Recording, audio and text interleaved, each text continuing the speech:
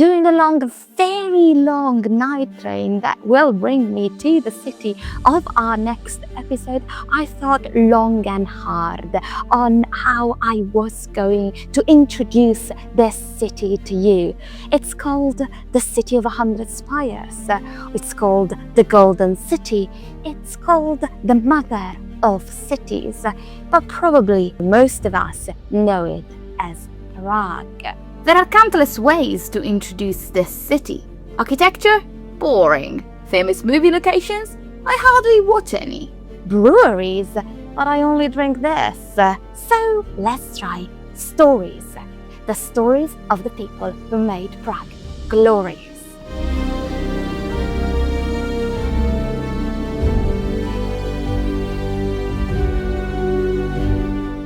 According to legend, it was Duke Krok who founded Vyšehrad.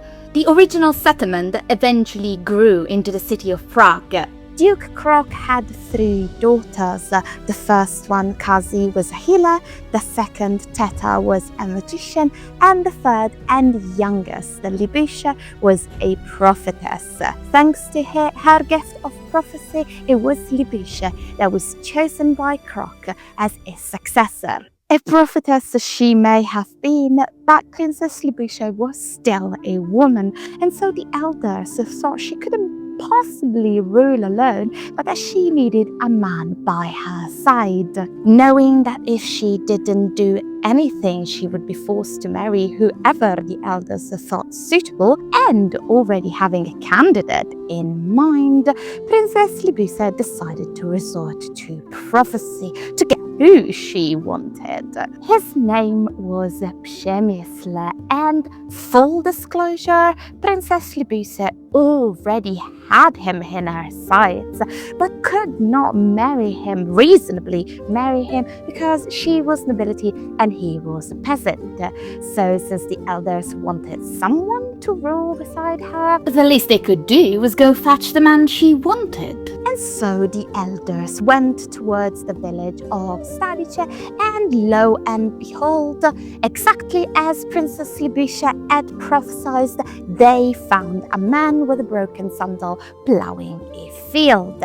Without much ceremony, they basically kidnapped him on the spot, and thus he was never able to finish plowing field, which according to the legend was a very bad thing because it heralded a famine in the land. Incredibly enough, Przemysl did not protest the sudden abduction, but only asked that he be allowed to take with him his bast shoes. When asked why he would need such a poor item, he told the elders that he wanted them by his side at his coronation and at his successor's coronation, so that the peasant would always know that one of them had become king, and the nobles would always remember that the people were something that they were meant to protect. Now that Przemysl was in the picture, Libuše assumed that the man of the tribes would finally be satisfied. After all, they'd been incessantly complaining that long hair meant short wits. But for a group of men who claimed she wasn't fit to rule alone, they certainly expected an awful lot from her prophecies. First, they demanded a husband, and now they expected her to find the perfect place to build an entire city. This time, though, she wasn't going to make things easy for them. Rather than give them a specific location, this time Libuše told the elders that they simply needed to find a man making the best use of his teeth at midday, and there they would find the place where to build their city. You might think that she had set the hurdle too high, but the elders were very motivated. After all, she had prophesied, "I see a great city whose glory will touch the stars." And so off they went, scattering knights in every direction, until a group of them came upon a man sawing a piece of wood at midday. This was the place that Princess Libuše had prophesied. And when they asked the man what he was trying to make, he answered that he was making a threshold. In Czech, a pra, hence why the name of the city is Prague. From her story, I got the impression that Princess Libuše wasn't someone who particularly appreciated being told what to do, and the next story only confirms it. As Princess Libuše was protected by a guard made entirely of warrior women, led by a fiercely loyal captain named Vlasta.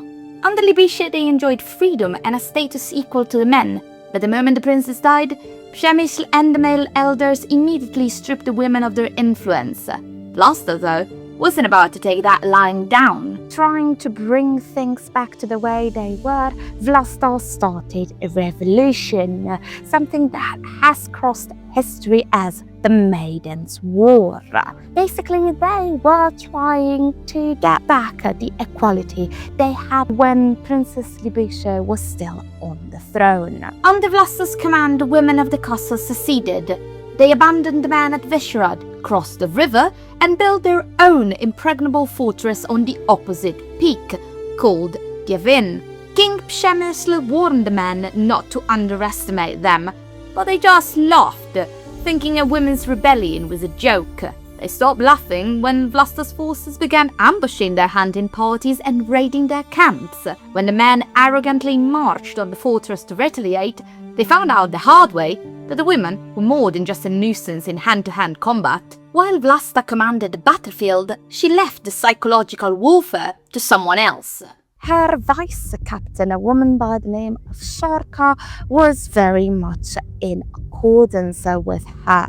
Under the cover of darkness, Šárka had her women tie her to a tree, carefully placing rations of food and mead just barely out of her reach. This was an elaborate setup that seemed to imply that she had been betrayed by her own platoon. It wasn't long before she was discovered in this pitiful state by a nobleman named Tirad and his hunting party. Of course, the man, upon seeing a damsel in distress, did the chivalrous thing and immediately freed Šárka from her bounds. And in thanks, she offered Tirad and his men the mead that had been left out. They guzzled it down, ignorant of the fact that the mead had been spiked with a sleeping potion. As they slept on, the rest of Šárka's platoon came out of the woods and massacred Tirad's men. They only saved Tirad to bring him to their fortress, torture him, and then kill him. Unfortunately for Šárka and Vlasta and the rest of the women, such an act did not help them in the long run. If anything, it made the situation worse. King Przemysl and his men retaliated with swift, merciless violence against the women of the land. Just to stop this, Vlasta launched one last desperate assault here at the Vyšehrad that unfortunately ended with her defeat and her death, thus ending the Maidens War. Later generations romanticized these women, turning them into tragic heroines who just wanted to love and be loved. But the truth remains that they are the ones who envisioned and founded Prague. Now, with the era of the Matriarchs drowned in blood, it was up to the men to build the glorious, star-touching city Libuše had prophesied.